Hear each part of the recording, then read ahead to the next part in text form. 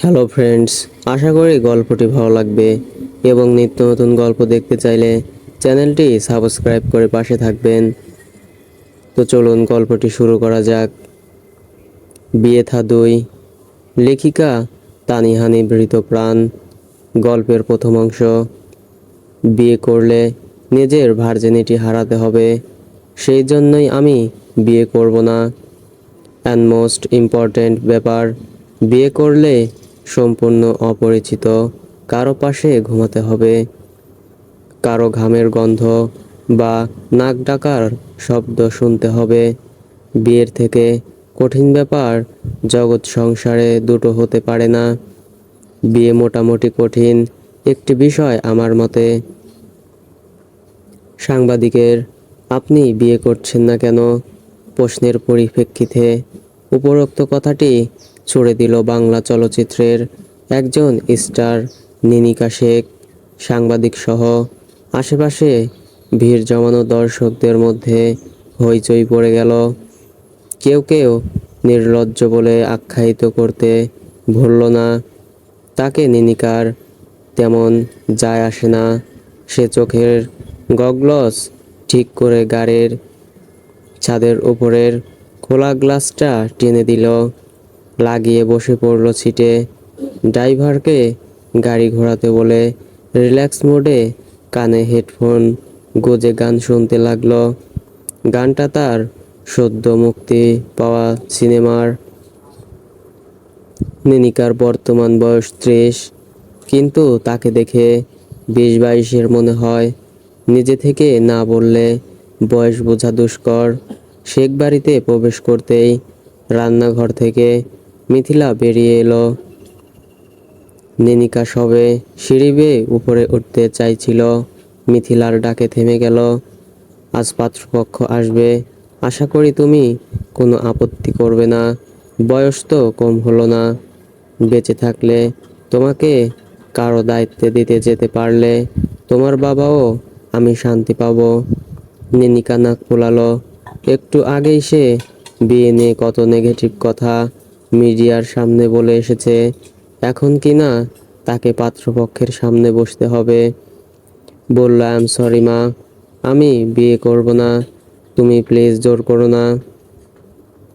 মিথিলা হতাশার নিঃশ্বাস ছাড়ল। এটা নতুন নয়, নিনিকাকে আজ পর্যন্ত পাত্রপক্ষের সামনে বসানো যায়নি। তবে আজ তিনি বসিয়েই ছাড়বেন বলে ঠিক করেছেন। সার্ভেন্ট একটি মেয়ের থেকে বুদ্ধিও নিয়েছেন। শুরু থেকে দিলেন ফিল্মের নায়িকার সামনে নিজের অভিনয়। মিথিলা আহ করে বুকে হাত রেখে সোফায় বসে পড়লেন। নিনিকা গগলস হাতে নিয়ে ভ্রু কুঁচকে নিজের মায়ের অভিনয় দেখছে। মিথিলা আর চোখে মেয়েকে দেখছেন।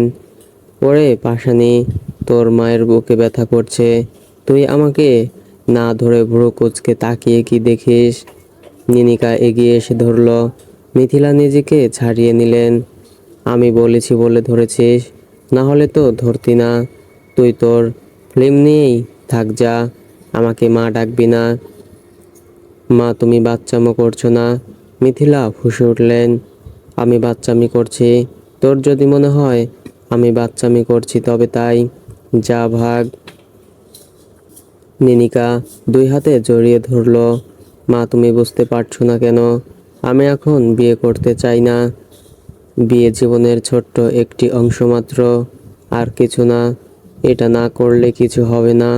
প্লিজ বুঝতে চেষ্টা করো। ছোট হোক বা বড়, তোকে বিয়ে করতেই হবে, না হলে আমাকে মা ডাকবি না। শিওর? হ্যাঁ ঠিক আছে। নিনিকা গট গট পায়ে সিঁড়ি দিয়ে উঠে চলে গেল। মিথিলা সত্যি সত্যি কেঁদে ফেললেন। তার মতো নরম সহজ সরল মায়ের এমন শক্ত পাষাণ মেয়ে হলো কেন? মেয়ের বাপও তো সহজ সরল মানুষ। হসপিটালে নিশ্চয়ই বাচ্চা বদল করা হয়েছে। রুমে ঢুকে নিনিকা ফ্রেশ হয়ে ঘুমের রাজ্যে চলে গেল। সে ভীষণ টায়ার্ড ছিল। এদিকে বিকাল হতেই শেখ বাড়িতে পাত্রপক্ষ হাজির। পাত্রবাবু খুশিতে গদগদ। স্টার নিনিকার সে যে বিশাল বড় ফ্যান সেটা মিথিলা ইতিমধ্যে বুঝে গেছেন। পাত্রবাবু চোখের চার ব্যাটারি ঠিক করে বললেন, আন্টি নিনিকা ম্যাডাম কোথায়? মিথিলা এই নিয়ে 5বারের মতো বললেন, ঘুমে। আমি একটু পরই ডেকে আনবো। পাত্রবাবু লজ্জা পাওয়ার মতো করে মুখে হাত দিল। আন্টি আপনি কি নিনিকা ম্যাডামের রিসেন্টলি মুক্তি পাওয়া মুভিটা দেখেছেন? না। ও আন্টি, আপনি তো দারুণ কিছু মিস করে গেছেন। মিথিলা বিরক্ত হলেন। পাত্রের মা বাবাও একই রকম। তারা নিনিকার সিনেমা নিয়ে কথা বলে চলেছেন। মিথিলা মেয়েকে ডাকবেন কি নিজেই বিরক্ত হয়ে এদের বিদায় করলেন। আর যাই হোক, সিনেমা পাগলদের সাথে তিনি মেয়ের বিয়ে দেবেন না। তিনি তো অন্যরকম পাত্র চান মেয়ের জন্য। মেয়েকে কত বোঝালেন এসব সিনেমা জগতে না যেতে, কিন্তু মেয়ে শুনল না। নিজের ইচ্ছে অনুযায়ী সব করে। মিথিলা ঘটককে ফোন করে বললেন, এমন পাত্র দেখো যে কখনো সিনেমা দেখা তো দূরে থাক, সিনেমার নামই মুখে নেয়নি। ঘটক ভ্যাবাচ্যাকা খেলেন।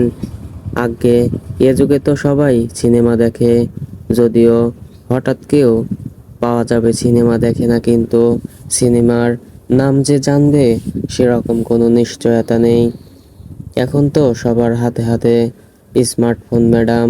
মিথিলা ধমক দিলেন, তবে আপনি পাত্র খোঁজা বাদ দিন, আমার মেয়ের জন্য আমি নিজেই পাত্র খুঁজে বের করব। মিথিলা মোবাইল কান থেকে নামিয়ে রাখলেন। নিনিকা হাই তুলতে তুলতে সিঁড়ি দিয়ে নামলো। পরনে ঢিলেঢালা প্লাজো ও টি শার্ট। টেবিলে বসে বলল, বাবার বউ ভাত দাও। মিথিলা অবাক হলেন না। মেয়েকে মা ডাকতে নিষেধ করেছেন বলে এখন ঘুরিয়ে পেঁচিয়ে ডাকছে। সার্ভেন্টকে বললেন নিনিকাকে খাবার দিতে। নিজের রুমে চলে গেলেন, যাতে নিনিকা বুঝে তিনি রেগে আছেন।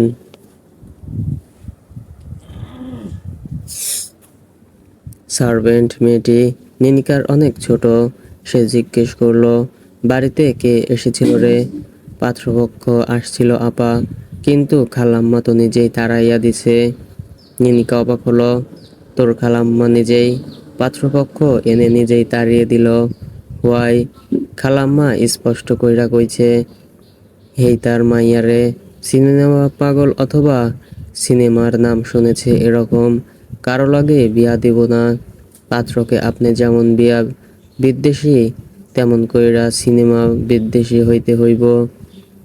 নিনিকা হেসে ফেলল, এরকম পাত্র ইহজনমেও পাওয়া সম্ভব না। এখন তো সবাই স্মার্ট। যাক, সে নিশ্চিত হলো বিয়ে নিয়ে এখন আর কোনো প্যারা খেতে হবে না। তয় আপা? নিনিকা ভ্রু কুঁচকে তাকালো। কি?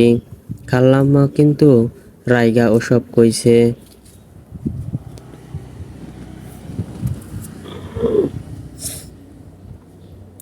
আরে তোর খালাম্মা রাগ করে বললেও সিনেমা জগতের কিছু পছন্দ করে না আগে থেকেই, সুতরাং সে যে আমাকে সিনেমা পাগল করে কারো সাথে বিয়ে দেবে না, নিশ্চিত থাক।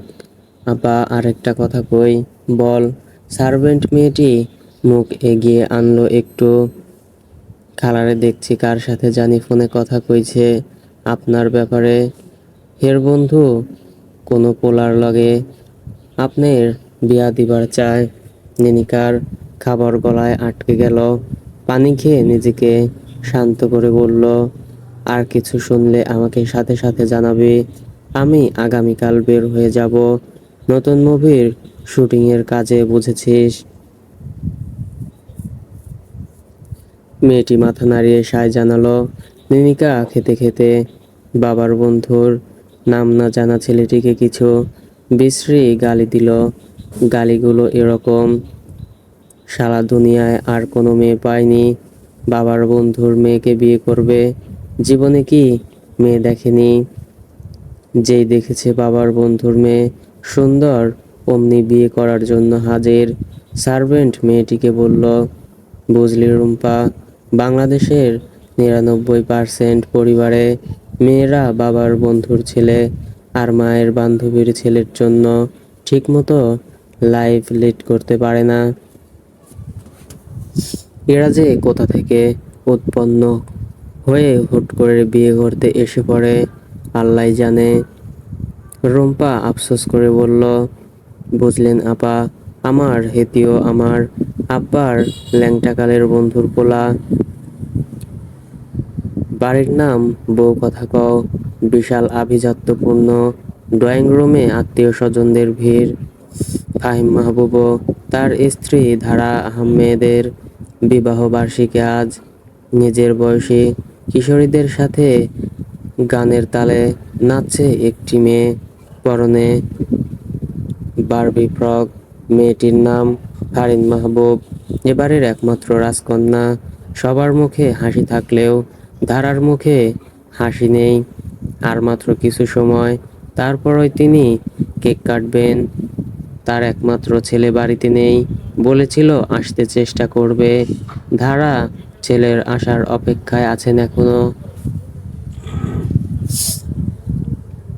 সময় গড়ালো, সবাই কেক কাটার জন্য অপেক্ষা করছে। ফাহিম মাহবুব স্ত্রীর গোমরা মুখ দেখে দীর্ঘশ্বাস ছাড়লেন। ছেলেটা আসছে কিনা আদৌ কে জানে, হয়তো আসবেই না। ধারার হাত টেনে নাইফ ধরিয়ে দিলেন। ধারা ছলছল চোখে তাকে না করলেন, ও আসবে দেখো আরেকটু। ফাহিম মাহবুব অসহায় চোখে আশেপাশে তাকালেন।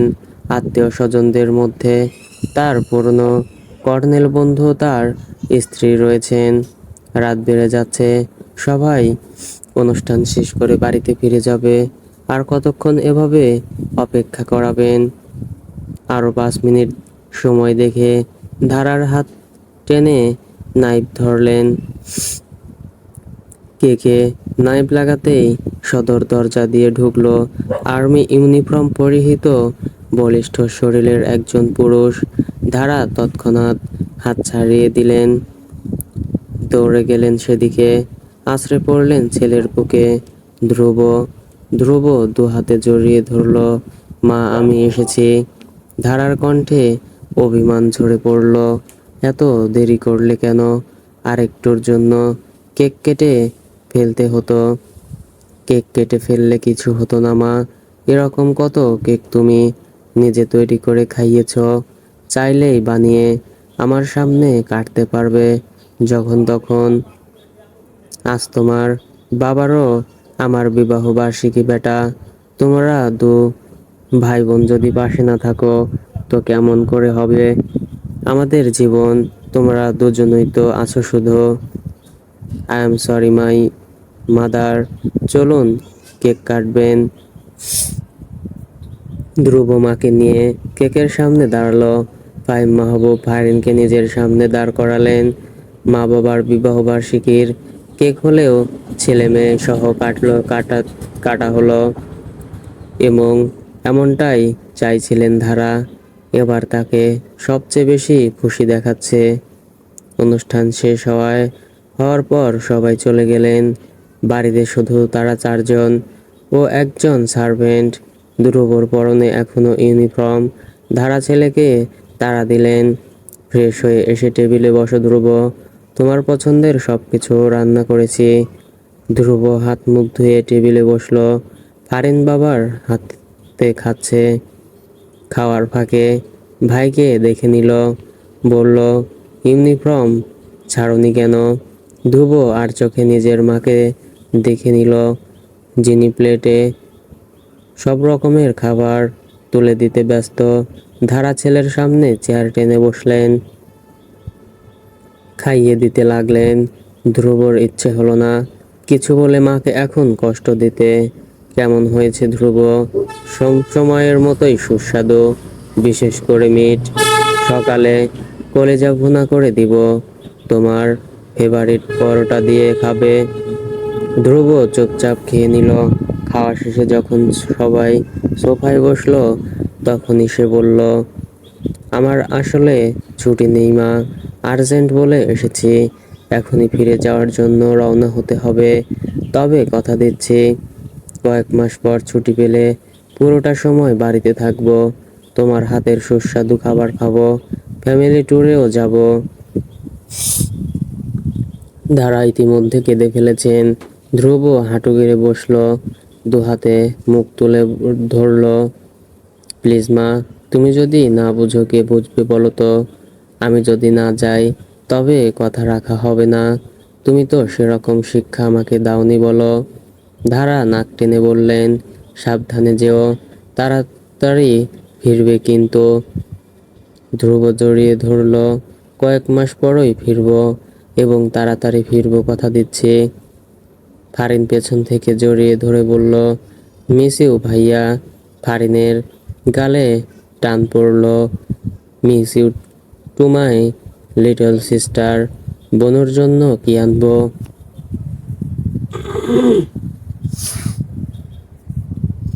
কিছু লাগবে না, তুমি তাড়াতাড়ি এসো, আমরা সবাই তোমাকে অনেক মিস করি। ফাহিম মাহবুব ছেলের কাঁধে চাপড় দিলেন। তিনি একটু আগেই জেনেছেন ধ্রুব গুরুত্বপূর্ণ মিশনে দেশের বাইরে যাবে। বললেন, সফল ও সুস্থ হয়ে ফিরে এসো বাবা। ধ্রুব পরিবার থেকে বিদায় নিয়ে গটগট পায়ে সদর দরজা পেরুল। উঠে বসলো জিপ গাড়িতে। পেছনে একবারও না তাকিয়ে দ্রুত গাড়িতে ড্রাইভ করে যেতে লাগলো গন্তব্যের উদ্দেশ্যে। আগে তাকে টিমের কাছে পৌঁছাতে হবে, তারপর সবাইকে নিয়ে সকালে এয়ারপোর্টে।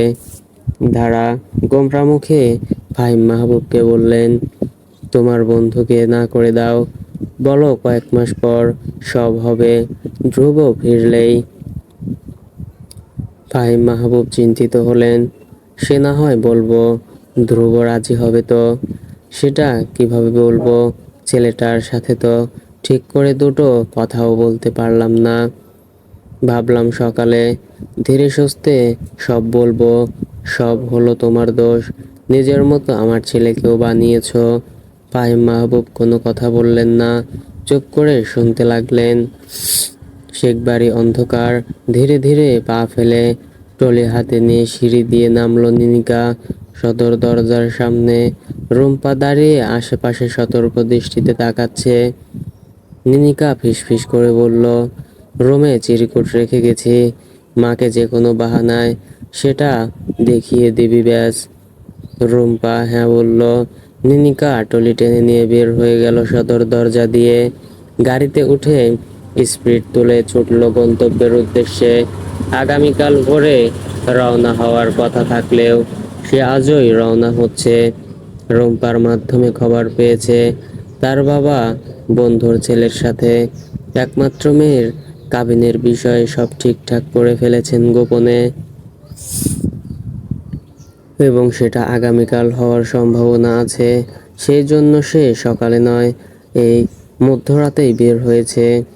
আপাতত একটা হোটেলে থাকবে, সকালে শুটিংয়ের কাজে বিদেশে যাওয়ার উদ্দেশ্যে এয়ারপোর্টে উপস্থিত হবে।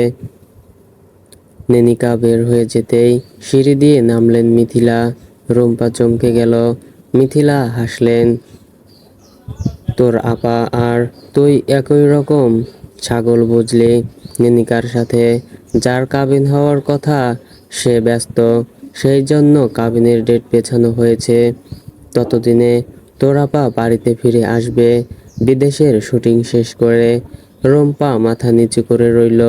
মিথিলা রেগে বললেন, আর কখনো যদি দেখেছি ওর কাছে কিছু বলেছিস, তবে তোকে কাজ থেকে বের করে দিতে দুবার ভাববো না।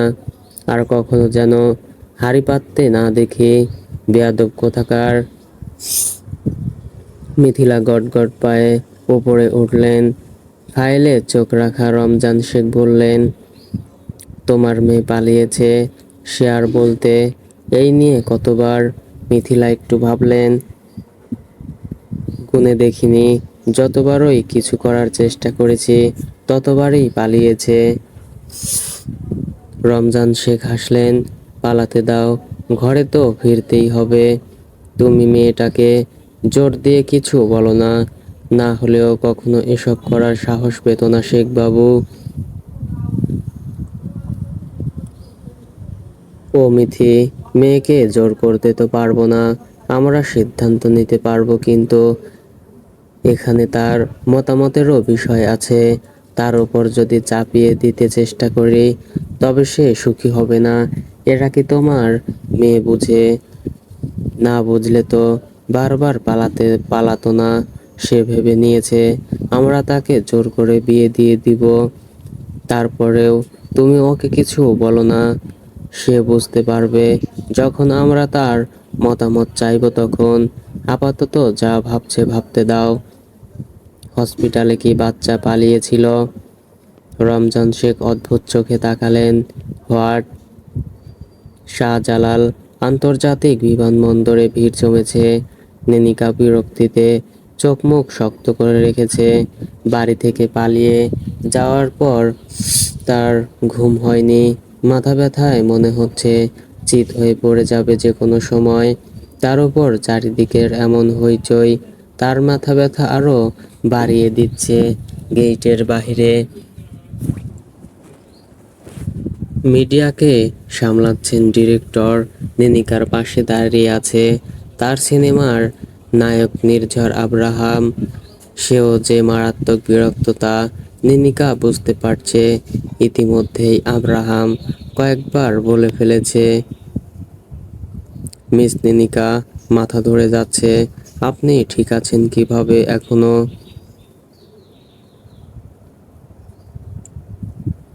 নেনিকা বিনিময়ে হাসি দিয়েছে। তারও যে মাথা ফেটে যাচ্ছে সেটা সে একদমই বুঝতে দিচ্ছে না। পেইন কিলার খেয়েছে, বিমানে উঠে একটু ঘুম দেবে, ব্যাস রিলিফ কাজ করবে অনেক। বিমানবন্দরে সাদা পোশাক পরা একদল লম্বা ও বলিষ্ঠ শরীরের পুরুষদের প্রবেশ ঘটেছে। সবাই হাঁ করে সেদিকেই তাকিয়ে আছে। মাথায় আর্মি কার্ড বলে দিচ্ছে তাদের পরিচয়। নেনিকার ডান দিকে দাঁড়ানো কাজের বুয়ার চরিত্রে অভিনয় করা অভিনেত্রী তনু মুখে হাত দিয়ে ফিসফিস করে বলল, এদেরকেই বলে সত্যিকারের পুরুষ। দেখেছো নেনিকা? নেনিকা তাদের নিজেও তাকিয়েছিল। একসাথে কতজন লম্বা চওড়া শরীরের পুরুষ দলবদ্ধ হয়ে আসতে দেখতে সুন্দর লাগছিল, কিন্তু সেটা প্রকাশ না করে বলল, আল্লাহর সৃষ্টি সব সুন্দর তনু আপা। এদের মধ্যে কেউ যদি আমাকে প্রপোজ করতো নেনিকা, আমি কি একটু ট্রাই করে দেখব? নেনিকার মাথা ব্যথা ক্রমশ বেড়ে যাচ্ছে। বলল, দেখতে পারেন। তনু হাই হিলের শব্দ তুলে এগিয়ে গেল। সোজা গিয়ে দাঁড়ালো দলবদ্ধ সেই পুরুষদের সামনে। সাদা পোশাকে থাকা আর্মি অফিসারগুলো একসাথে দৃষ্টি নিক্ষেপ করলো তনুর দিকে। স্বাভাবিক দৃষ্টি, অথচ কত ধারালো। তনু কিছু বলতে পারল না, বরং সরি বলে সামনে থেকে সরে পড়ল। একটু দূরে দাঁড়িয়ে থাকা নেনিকা ও আব্রাহাম ঠোঁট চেপে হাসলো। আব্রাহাম বলল, এই তনু আপাও পারেন বটে। অফিসারগুলোকে আর চোখে দেখলো নেনিকা। চেহারা ফ্যাক্ট নয়। এদের জন্য প্রায় অনেক মেয়েই পাগল থাকে, শুধুমাত্র ফ্যাশনের জন্য। ওদের স্টাইল টিনেজারদের অনেক পছন্দের। তার উপর দেশের সৈনিক, নরম মনের মেয়েদের মনে প্রভাব পড়বে স্বাভাবিক। তনু আপা টিনেজার নন, কিন্তু নরম মনের মানুষ। তিনিও যে ইতিমধ্যে দলবদ্ধ থাকা সব সৈনিকের উপর মারাত্মক মারাত্মক ক্রাশ খেয়েছেন, সেটা ভেবেই নিনিকার হাসতে হাসতে গড়িয়ে পড়তে ইচ্ছে করছে। তনু আপা গোমরা মুখে এসে দাঁড়ালেন। বুঝলে নিনিকা, অফিসারগুলো কেমন যেন। কেমন আপা? জানি না বাবা, কেমন করে যেন তাকালো। আমি ভয় পেয়ে কিছু বলতেই পারিনি। আব্রাহাম হেসে বলল, তারা সবাইকে প্রথমে অপরাধের দৃষ্টিতে দেখে। যদি তাকানোর পরপর মনে হয় সামনে দাঁড়ানো ব্যক্তি চোর বা অপরাধী হতে পারে না, তখনই তাদের দৃষ্টি নরম হয়। তনু আপা ভেঙচি দিলেন, তুমি এত কিছু জানো কেমনে বাপু? আমার একটা যমজ ভাই আছে আপা, সে আর্মির একজন ক্যাপ্টেন। মিডিয়া সামলে ডিরেক্টর অবশেষে এলেন নিনিকাদের সাথে অন্যান্য চরিত্রে অভিনয় করার জন্য। বাকি অভিনেত্রী অভিনেতারাও এসেছেন। সবাই এয়ারপোর্টের ফর্মালিটি সেরে বিমানে চেপে বসলেন এবং সবাইকে বকবকানি করতে দেখতে দেখতে নিনিকা ঘুমিয়ে পড়ল। নায়ক আব্রাহাম নিজের পাশে বসা নিনিকার আকম্বিক ঘুমিয়ে পড়াতে অবাক হলো। ডিরেক্টর ইশারায় নিনিকার মাথা ব্যথার কথা জানিয়ে দিলেন। আব্রাহাম ঠোঁট উঠলে ভাবল, মেয়েটার সে যখন নিজের মাথা যন্ত্রণার কথা বলল তখন হাসলো কেন? নিনিকা সে একটু অদ্ভুত টাইপের মানুষ। আব্রাহামের সাথে এটা দ্বিতীয় সিনেমার অভিনয় করবে সে। দারুণ একজন অভিনেত্রী সে, সেটা প্রথম সিনেমার কাজেই বুঝেছে আব্রাহাম। কিন্তু নিনিকাকে তার একটু অহংকারী মনে হয়। যেখানে সব নায়িকারা তার সাথে কাজ করতে এসে রীতিমতো উপরে পড়তে চায়, সেখানে নিনিকা কখনো নিজ থেকে কথাও বলে না প্রয়োজন ছাড়া।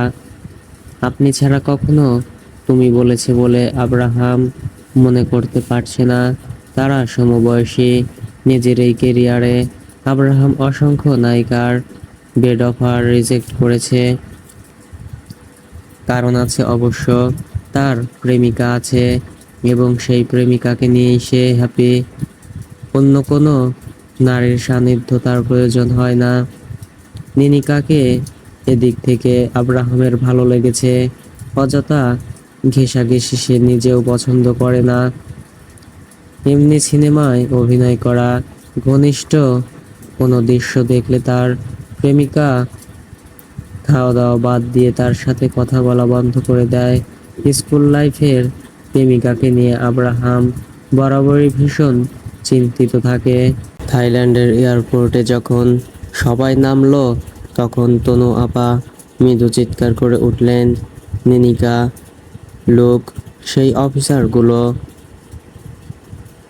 নিনিকা তাকালো, চোখ ফিরিয়ে নিয়ে বলল, হ্যাঁ তো। ওহ নিনিকা, তুমি অনেক নিরামিষ। নিনিকা কিছু বলল না। ট্রলি টেনে নিয়ে সবার সাথে এয়ারপোর্ট ত্যাগ করলো। রাত হয়ে গেছে। দারা সেই সকাল থেকে ছেলেকে একের পর এক কল দিচ্ছেন, কিন্তু বন্ধ দেখাচ্ছে। ধ্রুব তো প্রতিদিন একবার করে হলেও ফোন দিয়ে কথা বলে, আজ বলেনি। সেই জন্য ধারার চিন্তার শেষ নেই। হারেন নিজেও মন খারাপ করে বসে আছে। তার ভাই ঠিকভাবে পৌঁছেছে কিনা সেটা তো জানতে ফোন করতে পারতো। ফাহিম মাহবুব বাড়িতে ঢুকে স্ত্রী ও কন্যার গোমরা মুখ দেখে চিন্তিত হলেন। জিজ্ঞেস করলেন, দুজনের কি হয়েছে? হারিন ঠোঁট ফুলিয়ে বলল, বাবা, ব্রোর ফোন বন্ধ সকাল থেকে। সে নিজে থেকে একটাও কল করেনি আজ। তোমার ছেলেকে কি আমি বেশি চাপ দেই ফাহিম? একটা দুটো কলই তো প্রতিদিন দিতে বলি। মা, আমার কি সন্তানের জন্য মন পড়ে না? ধারা, তুমি ভুল ভাবছ। ধ্রুব দেশে নেই। ধারা আঁতকে উঠলেন, কি? কোথায় ধ্রুব? কোথায় আমার ছেলে? সে একটা গুরুত্বপূর্ণ মিশনে দেশের বাহিরে গেছে। ধারা কেঁদে ফেললেন, তুমি আমাকে এখন এসব বলছো? ফাহিম, ধ্রুব মিশনে গেছে, বুঝতে পারছো তুমি? আমার ছেলেকে ফিরিয়ে এনে দাও। আমার একটা মাত্র ছেলে ফাহিম। আমি কিছু করতে পারবো না ধারা। আর তাছাড়া ধ্রুব ওরকম কত মিশনে যায়। মেজর সে, এসব তো তার কাজ। লাস্ট মিশন থেকে ফিরে ওর কি অবস্থা হয়েছিল দেখনি? আমার ছেলের গুলি লেগেছিল। তুমি তুমি চাইলেই পারতে গতকাল আমাকে বলে দিতে, কিন্তু তুমি বলনি। আমার ছেলের কিছু হলে আমি তোমাকে ক্ষমা করব না। ফাহিম মাহবুব বোঝাতে চেষ্টা করলেন, লিসেন ধারা, ধ্রুব নিজে আমাকে বারণ করেছিল, আর এটা ওর কাজ। তুমি যদি ওকে না করতে ও কি শুনতো? আর তাছাড়া তুমি কিভাবে ওকে মানা করতে? বি স্ট্রং ধারা, তুমি তো এমন নও। তুমি ধ্রুবর সেই মা যে ধ্রুবকে শিখিয়েছে কিভাবে দায়িত্ব পালন করতে হয়। আমি ধ্রুবর বাবা, ও আমাকে বিশ্বাস করে বলেছে। তোমাকে যদি আগে জানিয়ে দিতাম তো ধ্রুব আর কখনো আমাকে কিছু বলতো না। ছেলের সাথে আমার গুরুত্বপূর্ণ একটি সম্পর্ক রয়েছে। ফাহিম আমার একটা মাত্র ছেলে। ওর কিছু হয়ে গেলে আমি কিভাবে থাকবো? কিছু হবে না, ওর জন্য দোয়া করবে শুধু। ও আমারও ছেলে। আমি যখন আর্মির জব করে এত বছর পরিবারের পাশে আছি, ধ্রুব থাকবে। ও নিজের বাবার থেকেও সাহসী এবং আমি আমার ছেলেকে সম্পূর্ণ বিশ্বাস করি। সে বলেছে সফল হয়ে ফিরে আসবে। থাইল্যান্ডে থাকা দিনগুলোতে তনু আপা যখনই এই অফিসারদের দেখেছেন তখনই নিনিকার কাছে বলেছেন নিনিকা লোক ওই অফিসারগুলো। নিনিকা কিছু না বলে শুধু দীর্ঘশ্বাস ছাড়ে। তনু আপা তার মাথা খারাপ করে দিতে যথেষ্ট। শুটিংয়ের কাজ শেষে করে নিনিকা যখন বাড়ি ফিরল তখন গোধূলি বিকেল। দীর্ঘ কয়েক মাস সে থাইল্যান্ডে ছিল। সদর দরজা খোলা। নিনিকা উকি দিয়ে দেখল ভেতরে কিছু মানুষজন বসে আছে। তাদের নিনিকা চিনে না। আকম্বিক নিনিকাকে দেখে রুম্পা চিৎকার দিল, খালাম্মা, আপা আইয়া পড়ছে। ড্রয়িং রুমের সবাই সদর দরজার দিকে তাকালো। তৎক্ষণাৎ নিনিকা ধীর পায়ে প্রবেশ করলো। মিথিলা মেয়েকে দেখে হাসলেন, এগিয়ে গিয়ে জড়িয়ে ধরলেন। শুকিয়ে গেছো কেন এত? নিনিকা ঠোঁট উল্টে তাকালো। সিনেমাতে স্লিম নায়িকার অভিনয় করেছি সেই জন্য। ব্যাপার না, কয়েকদিন খাইয়ে গুলুমুলু বানিয়ে দিব। নিনিকা দু হাতে পিঠ জড়িয়ে ধরল। আমি তোমাকে অনেক মিস করেছি। মিথিলা মাথায় চুমু দিলেন। আমরাও তোমাকে মিস করেছি অনেক। এসো দেখবে কে এসেছে আজ। মিথিলা নিনিকাকে ধরে সোফার কাছে নিয়ে গেলেন, বসিয়ে দিলেন রমজান শেখের পাশে। নিনিকা বাবাকে জড়িয়ে ধরল।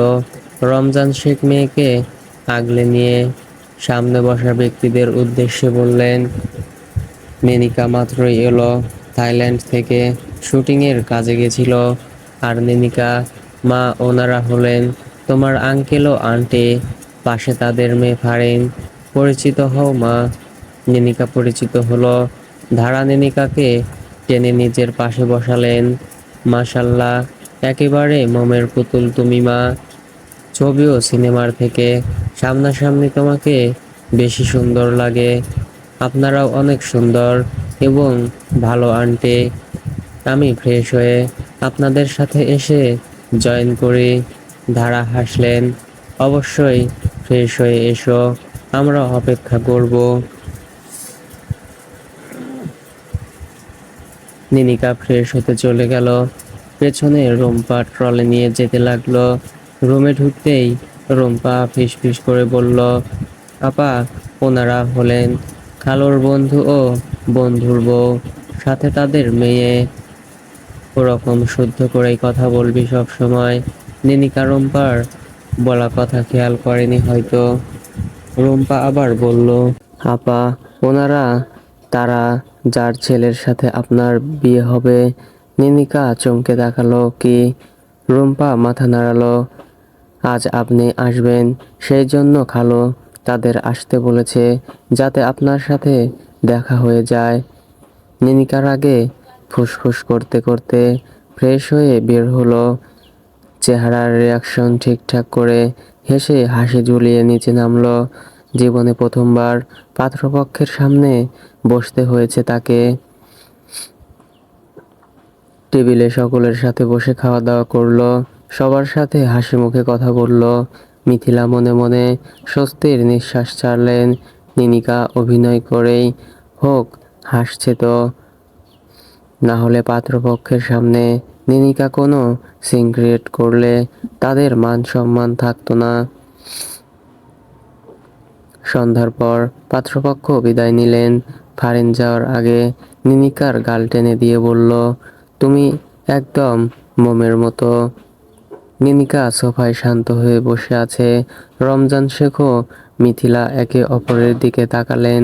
রমজান শেখ গলা পরিষ্কার করে বললেন, নিনি, তাদের তোমার কেমন মনে হলো? নিনিকার স্পষ্ট উত্তর, ভালো। আমার বন্ধু ও তার পরিবার, যদিও তাদের ছেলে অনুপস্থিত ছিল। তোমার তাদের ভালো লেগেছে সেটা জেনে ভালো লাগছে। তুমি যদি চাও তাদের ছেলেকে দেখতে পারো, খারাপ না। তোমার ভালো লাগবে বলেই আমি আশাবাদী। একবার দেখবে। নিনিকা হাত বাড়ালো, দাও। রমজান শেখ মোবাইল থেকে ছবি বের করে নিনিকার হাতে দিলেন। নিনিকার সামনে ভেসে উঠল আর্মি ইউনিফর্ম পরিহিত একজন বলিষ্ঠ শরীরের পুরুষ। তার মনে হলো এই পুরুষকে সে আগে কোথাও দেখেছে। আমি তাকে কোথাও একটা দেখেছি বাবা। রমজান শেখ উৎসাহ নিয়ে তাকালেন। কোথায় দেখেছো মাই চাইল্ড?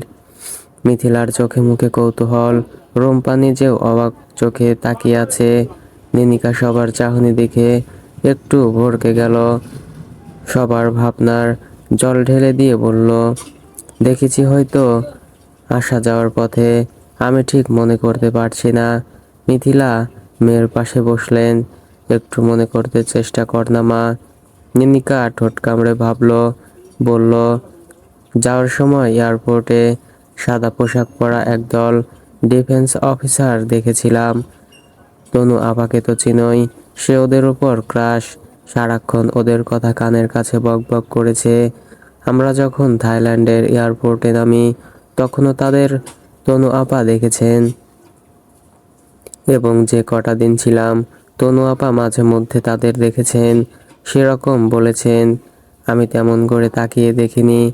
হয়তো তাদের মধ্যেই কেউ একজন হবে ছবির এই অফিসারটা।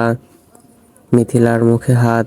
নিনিকা, তুমি তাকে দেখেছ, বলো কেমন লেগেছে তোমার?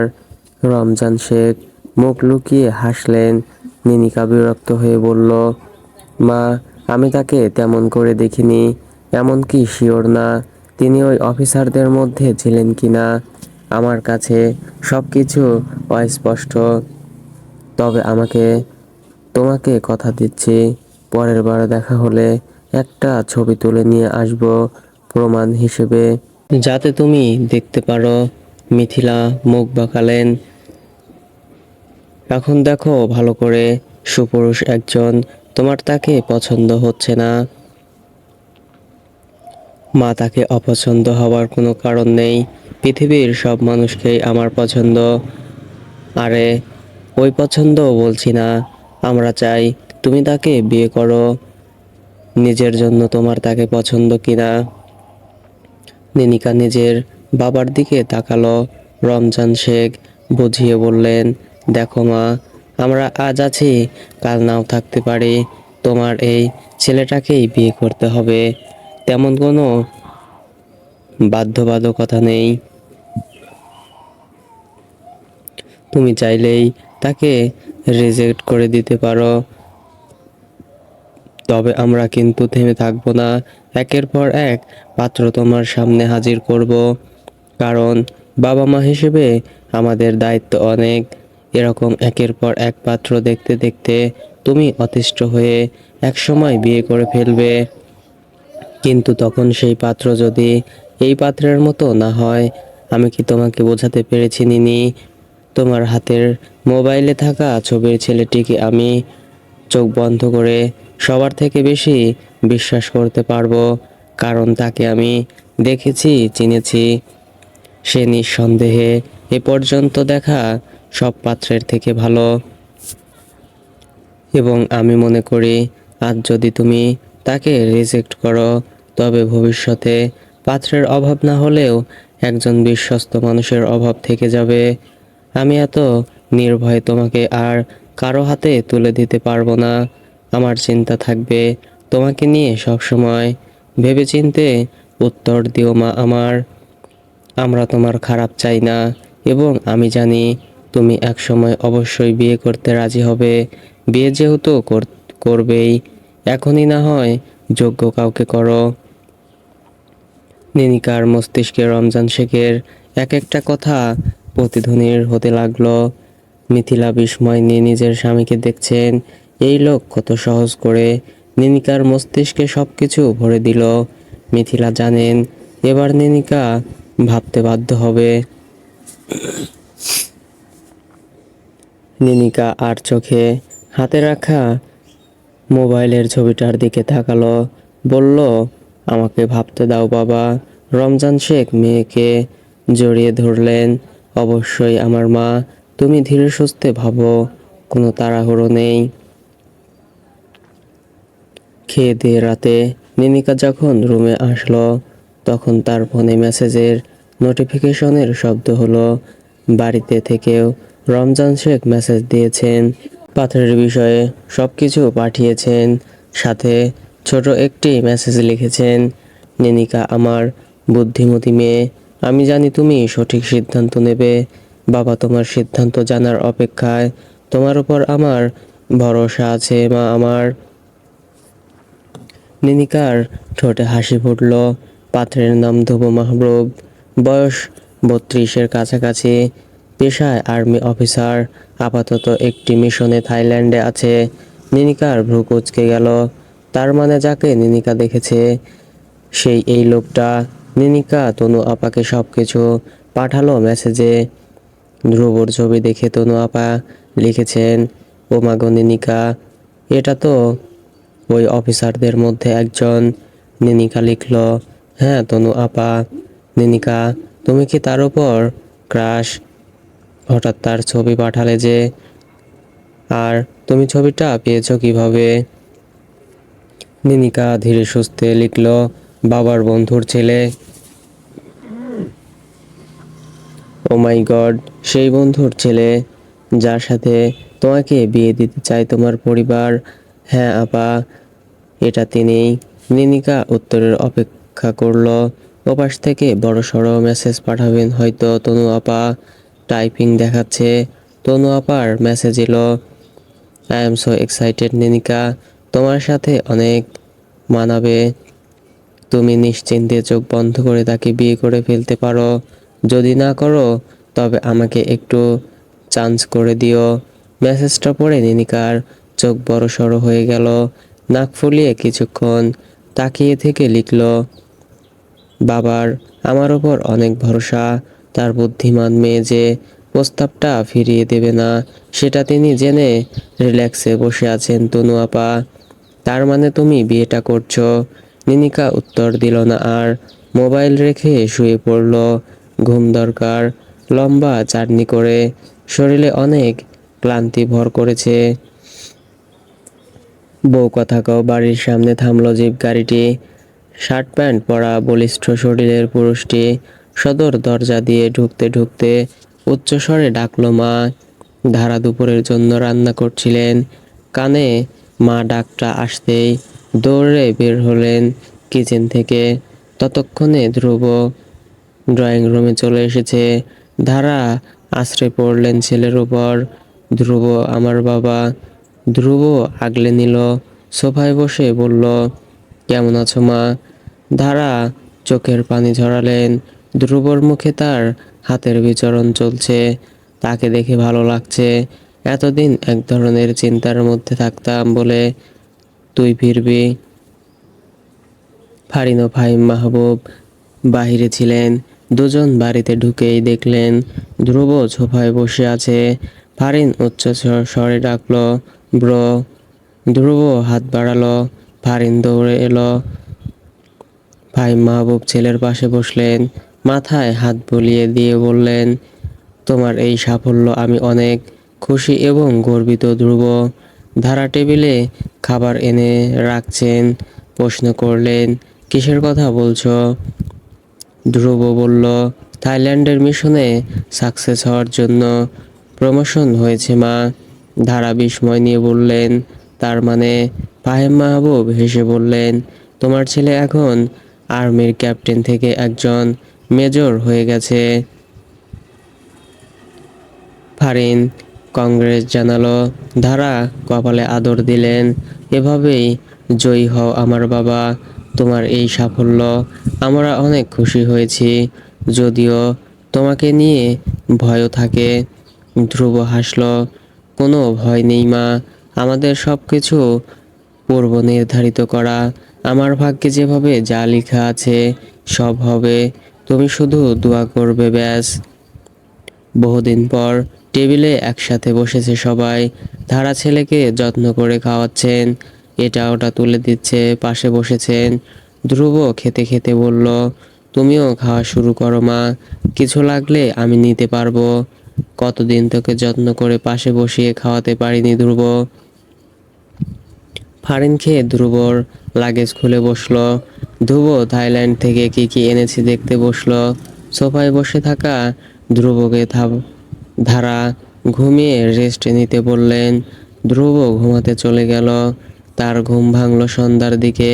ফ্রেশ হয়ে যখন নিচে নামলো, তখনই ধারা ছেলেকে কথাটা বললেন, তোমার বাবার বন্ধুর একটি মেয়ে আছে ধ্রুব, আমরা চাই তার সাথে তোমার বিয়ে দিতে, তুমি কি একটু ভেবে দেখবে বাবা। ধ্রুবর পাশে ফারিন, দুই ভাই বোন কফি খাচ্ছে আর টিভি দেখছে। ফারিন কানে কানে বলল, একবার দেখতে পারো ব্রো, তোমার পছন্দ হয়ে যেতে পারে বলে আমার ধারণা। ধ্রুব তেমন গুরুত্ব দিল না। ফারিন আবারও বলল, না সে সুন্দর বলে বলছি না, কিন্তু তার মধ্যে এক ধরনের আকর্ষণ আছে, তুমি তা সহজে আটকাবে না, সুতরাং দেখতে দোষ কি। ধ্রুব তবুও চুপ থাকলো। ফারিন ঠোঁট উল্টে বলল, একবার দেখোই না ভাইয়া, তোমাকে দেখতে বলা হয়েছে, বিয়ে করতে বলা হয়নি, পছন্দ না হলে তো জোর করে বিয়ে দিবে না। ধ্রুব অতিষ্ঠ হলো, ধারার দিকে হাত বাড়িয়ে বলল, দাও। ধারা নিজের মোবাইল দিলেন। স্ক্রিনে নিনিকার ছবি। ধ্রুব এক পলক দেখল, সম্ভবত জিন্স আর শার্ট পরা। ধারা আরেকটা বের করলেন। ধ্রুব সেটাও এক পলক দেখল, সবুজ রঙের ঝলমলে শাড়ি পরা। ধারা ও ফারিন ধ্রুবর দিকে এক দৃষ্টিতে তাকিয়ে। তাদের ধারণা, এমন সুন্দরী দেখতে মেয়েকে ধ্রুবর অবশ্যই পছন্দ হবে, কিন্তু ধ্রুব তাদের ভাবনায় জল ঢেলে দিয়ে বলল, পছন্দ হয়নি। ধারা অবাক হলেন, কি বললে বাবা, এমন সুন্দর একটা মেয়েকে তোমার পছন্দ হয়নি? আর একটু ভালো করে দেখো না মা, সত্যিই পছন্দ হয়নি। ফারিন নাক ফুলিয়ে বলল, তুমি জানো সে কে, তার জন্য কত কত ছেলেরা পাগল, তার সিনেমা দেখতে বাংলার ইয়াং জেনারেশন থেকে শুরু করে বৃদ্ধারাও হুমড়ি খায়। ধ্রুব বুক কুঁচকে বলল, ও স্টার, তবুও বলবে পছন্দ হয়নি? একবার তো বললামই, এসব স্টারকে জীবনসঙ্গী করার কোনো মানে হয় না। ধারা হতাশ হলেন, আর একটু ভেবে দেখলে হতো না ধ্রুব, মেয়েটা অসম্ভব ভালো, এ পর্যন্ত কোনো বাজে রেকর্ড নেই, মিডিয়া জগতেও তার দারুণ প্রশংসা চলে, সে অন্যান্য স্টারদের মতো নয়। ফারিন তাল মেলালো, হ্যাঁ ভাইয়া, আর তুমি জানো সে সিনেমার অফার পেলে আগে দেখে সেটাতে কোনো ক্লোজ সিন থাকবে কিনা, যদি থাকে তো সে সেটা রিজেক্ট করে দেয়, এই জন্যও তার অনেক সুনাম আছে মিডিয়া জগতে। আর আমি তার একটা সাক্ষাৎকার দেখেছিলাম, সেখানে তিনি বলেছিলেন সিনেমা জগতে এসেছেন শখের বশে, যে কোনো সময় তিনি সিনেমা বন্ধ করে দিতে পারেন। কাজ তার এক কাজ বেশি দিন করতে ভালো লাগে না। তার অভিনেত্রী ক্যারিয়ারের 8 বছর রানিং। ধ্রুব বিরক্ত হলো, এসব আমাকে শোনাচ্ছিস কেন? কারণ আমি বুঝতে পেরেছি তুমি নায়িকাদের পছন্দ করো না, বাট ব্রো সে আলাদা, তুমি ভেবে দেখতে পারো, বা তার সাথে কথা বলে দেখতে পারো। ধারাও ছেলের হাত ধরলেন, প্লিজ ধ্রুব, একটু দেখা করে দেখো না, তারপরে যদি তোমার মনে হয় সে তোমার যোগ্য না, তবে আমরা আর জোর করব না, কথা দিচ্ছি। ধ্রুব দীর্ঘ একটা নিঃশ্বাস ছাড়ল। ঠিক আছে, তবে জেনে রেখো, তাকে আমার কোনোদিনই পছন্দ হবে না এবং আমার উত্তর একই থাকবে। টেবিলে খাবার খেতে বসেছে শেখ বাড়ির সবাই। তখনই মিথিলা কথাটা বললেন, নিনিকা, তোমার আন্টি আঙ্কেল চাইছেন তুমি ধ্রুবর সাথে দেখা করো। নিনিকা খাওয়া থামিয়ে মিথিলার দিকে তাকালো। রমজান শেখ মেয়ের দিকে এক পলক তাকিয়ে বললেন, দেখা করলে তোমার সিদ্ধান্ত নিতে সহজ হবে নিনিকা। কথা বললে তুমি বুঝতে পারবে তার বিষয়ে কিছুটা হলেও। নিনিকা মাথা নাড়িয়ে বলল, ঠিক আছে, তবে আগামীকাল দেখা করে ফেলো। ধ্রুবর ছুটি রয়েছে কয়েক মাস। দুজন যদি রাজি থাকো তবে আমরা এর মধ্যেই তোমাদের বিয়ের কাজটা সেরে নিতে চাই। নিনিকা একটু থমকালো। সে যদি হ্যাঁ বলে দেয় তবে তার বিয়ে হয়ে যাবে। নিনিকার নামের সাথে মিসেস শব্দটা যুক্ত হবে। সে যেন অবিশ্বাস্য। খাবার খেয়ে নিনিকা যখন রুমে যাচ্ছিল তখন মিথিলা মেয়েকে আটকালেন। রেস্টুরেন্টের ঠিকানা দিয়ে বললেন, শাড়ি পরে যেও, তোমাকে শাড়িতে অনেক সুন্দর লাগে। নিনিকা কিছু না বলে মাথা নাড়ল শুধু। রুমে এসে ঘুমাতে চেষ্টা করলো।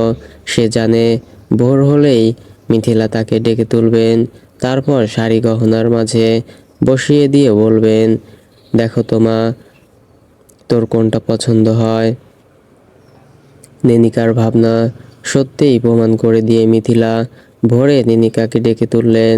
শাড়ি ও গহনার মাঝে বসিয়ে একটা একটা করে শরীরে লাগিয়ে দেখতে লাগলেন কোনটা বেশি সুন্দর লাগে। মিথিলার এ কাজ চলল 8টা পর্যন্ত। রমজান শেখ স্ত্রীর কাণ্ড দেখে হেসে ফেলে চলে গেলেন। আজ তাকে একাই টেবিলে বসে নাস্তা করতে হলো। অফিসের উদ্দেশ্যে বেরিয়ে যাওয়ার আগে মিথিলাকে ডেকে বিদায় নিয়ে বললেন,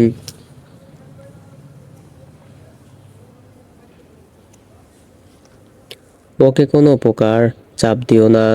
ওর কোনটা পছন্দ সেটা জিজ্ঞেস করবে আগে, দেখবে ও অনেক সহজ হয়ে যাবে।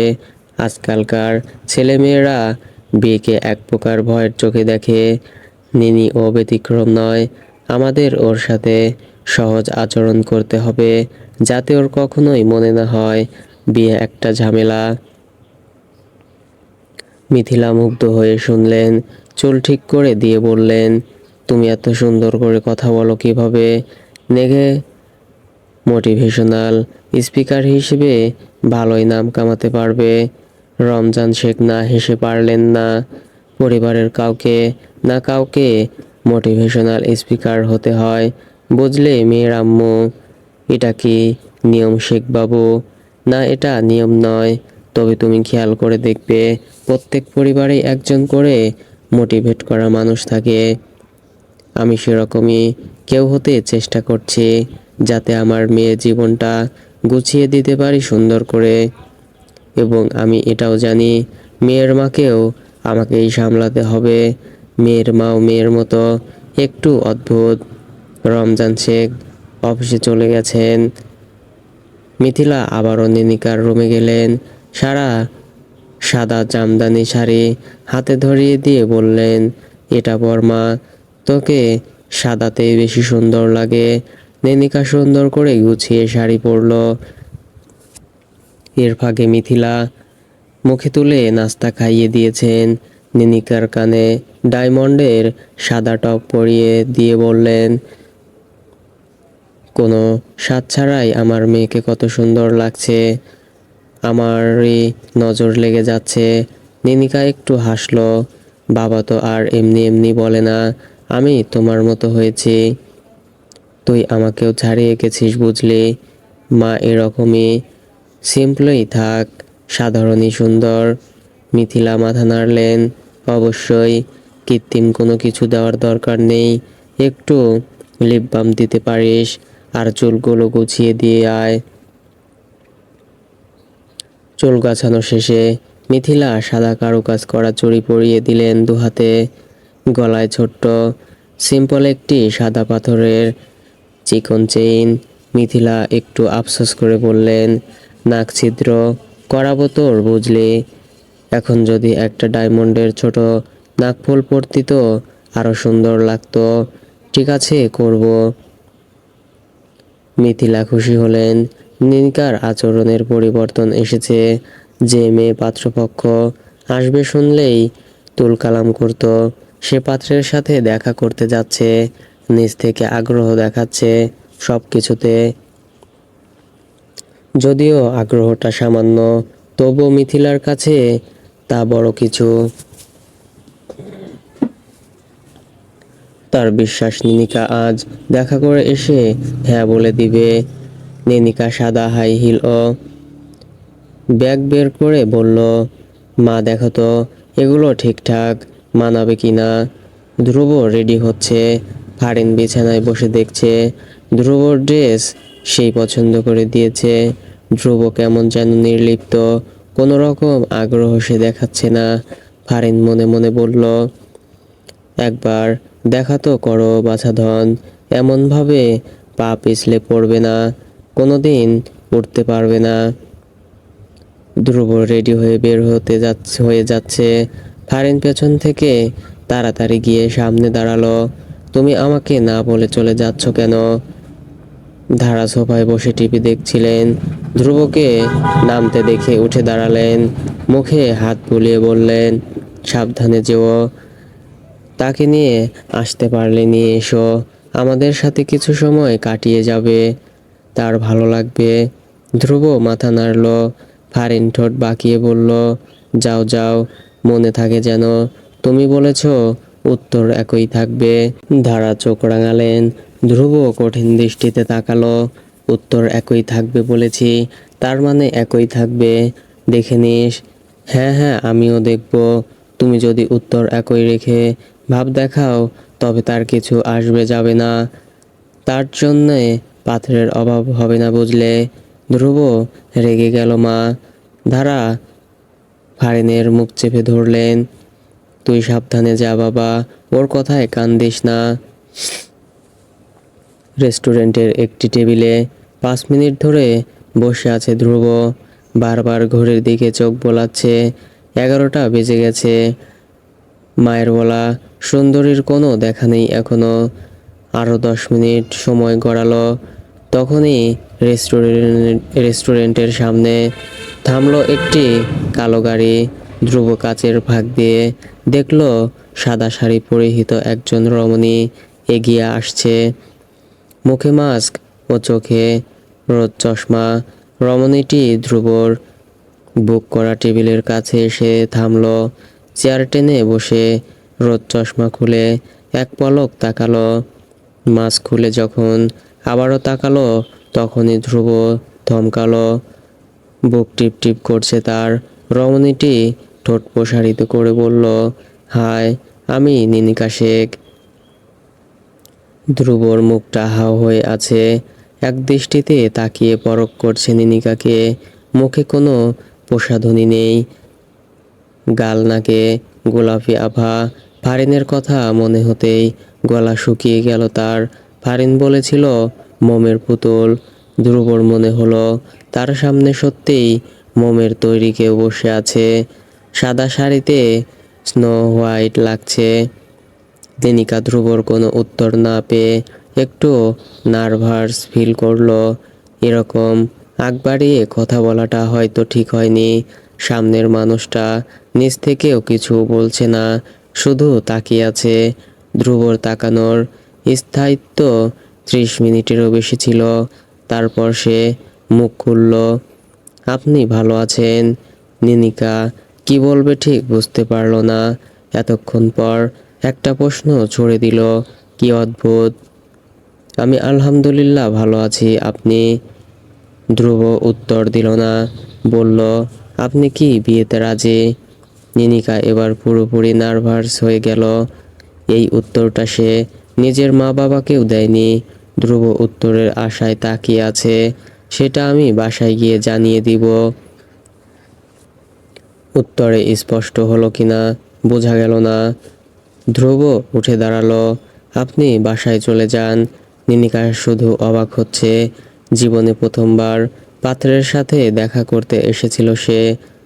সবারই কি তার মতো এমন অভিজ্ঞতা হয়, নাকি তার বেলাতেই ভিন্ন অভিজ্ঞতা হলো?